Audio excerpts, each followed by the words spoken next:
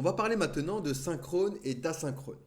Les actions synchrones sont des objets JavaScript simples qui ont un type défini et éventuellement des données associées. Elles sont généralement utilisées pour décrire des événements qui se produisent de manière instantanée dans votre application. Lorsqu'une action synchrone est dispatchée, elle est immédiatement traitée par le réducteur, ce qui met à jour l'état global de manière synchrone.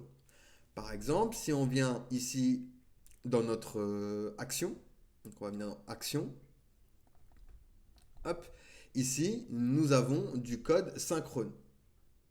Donc le code synchrone, en gros, ça va être du code qui va être exécuté un peu comme le CSS, en cascade. Donc la première ligne, suivi de la deuxième, suivi de la troisième. S'il y a un bug au bout d'un moment, eh ben, ça bloque l'application. Alors que l'asynchrone, ça va être du code qui va être différé dans le temps. Elle va être exécutée de manière différée dans le temps. Ce qui fait que ça ne va pas forcément bloquer votre application. Pour ça, on a un middleware très intéressant qui est Redux Zinc, qui permet de faire des appels API de manière, on va dire, plus simplifiée. Les actions asynchrones sont utilisées lorsque vous avez besoin d'effectuer des opérations qui prennent du temps, comme les appels API, ou alors encore des lectures de fichiers.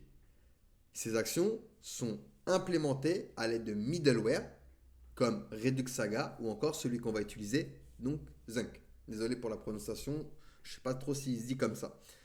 Donc avec ce Redux, ce Zinc, eh bien, on va pouvoir définir des actions asynchrones qui retournent des fonctions plutôt que des objets. Ces fonctions vont pouvoir avoir accès à dispatch et getState par exemple, qui permet d'effectuer des appels asynchrones et de dispatcher des actions synchrones en réponse des résultats de cet appel. Donc en clair, pour que ce soit beaucoup plus clair, on va faire ici un fichier, on va faire appel à une API, comme par exemple JSON placeholder. Donc ici, je vais me créer un fichier directement dans source. Hop. Alors on va l'appeler async element.jsx. Donc ici, on va venir import déjà create store pour créer notre store. Puis on va utiliser plutôt apply middleware pour utiliser notre middleware, donc from Redux. Ensuite, on va ouvrir notre terminal et on va installer du coup notre middleware. Donc Redux Zinc. Une fois installé, on l'importe ici. Donc import Zinc from Redux. Hop, nickel. Donc même histoire, on va faire une const initial state. Pour initialiser le state, on va lui dire par exemple, hop, on va récupérer la bibliothèque de user de JSON placeholder. Donc ici, on va faire loading false. User, ce sera du coup un tableau vide. Et on aura pour error, qui sera ici une chaîne de caractères vide pour le moment. Ensuite, on va se créer, hop, 3 variables. Const, on va l'appeler fetch user request est égal, et on va remettre la même chose mais sous forme de chaîne de caractères. Et je vais la dupliquer. Donc ici, ce sera en cas de succès. Et ici, en cas d'échec.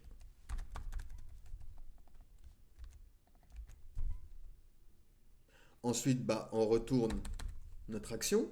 Donc const, on va l'appeler fetch user request est égal du coup à une fonction fléchée qui va venir return du coup notre type. Type, deux points, on va utiliser celui-ci. Hop. Ensuite, tac, tac, tac, on va venir en bas, je duplique, et on aura success, hop, juste en majuscule, user success, et file.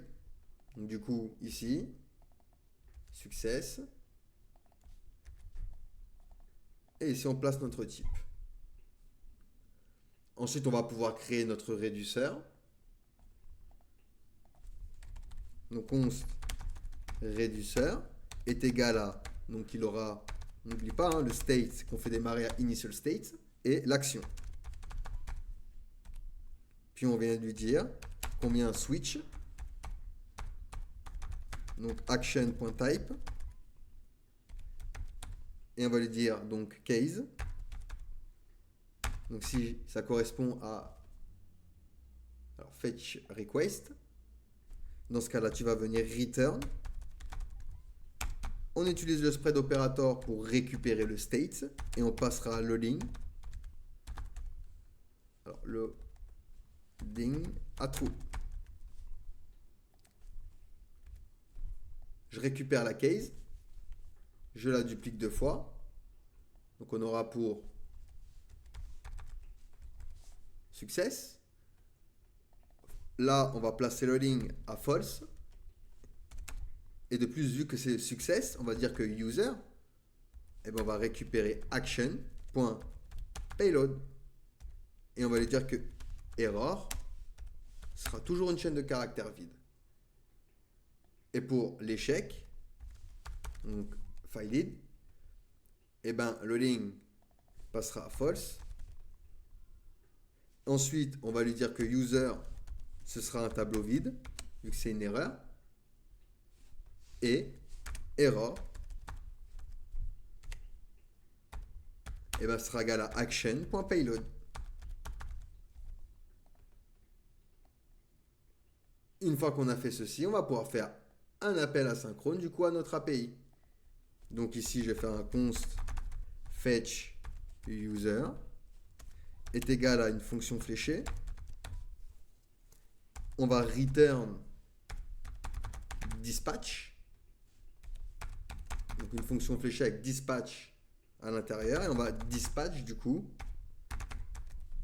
fetch user request ici. Donc hop, c'est une fonction. Et on va du coup faire un fetch. Donc ici on récupère l'API JSON place holder.tpcode.com/user. Et on va pouvoir faire .zen. Donc on prend la réponse qu'on transforme en JSON. Donc response.json. Ensuite on fait un zen pour lui dire que data, et on dispatch du coup notre fetch user success, à qui on va placer du coup data à l'intérieur. Et on catch, donc en cas d'erreur, on capture l'erreur avec catch et on retourne du coup dispatch avec du coup notre fonction feature user failed, à qui du coup bien sûr on place error.message pour afficher le message d'erreur. Ensuite on crée le store, const store est égal à create store, à qui on place le reducer et API middleware. Donc notre middleware c'est Zinc. Et on exporte du coup feature user et notre store. Donc voilà comment on peut faire un appel à une API avec ce middleware. Les avantages de l'utilisation du code asynchrone et de ce middleware, c'est la gestion des opérations justement asynchrones. L'un des principaux avantages est sa capacité à gérer les opérations asynchrones dans les actions Redux. Ça permet d'effectuer des requêtes réseau, des appels API ou des opérations de lecture-écriture de fichiers de manière asynchrone tout en maintenant la cohérence de votre application au niveau de son état. En plus de ça, il est très flexible dans la façon dont vous allez structurer vos actions asynchrones. Vous pouvez encapsuler la logique asynchrone dans des fonctions d'action spécifiques, ce qui va rendre votre code beaucoup plus modulaire et beaucoup plus facile du coup à maintenir.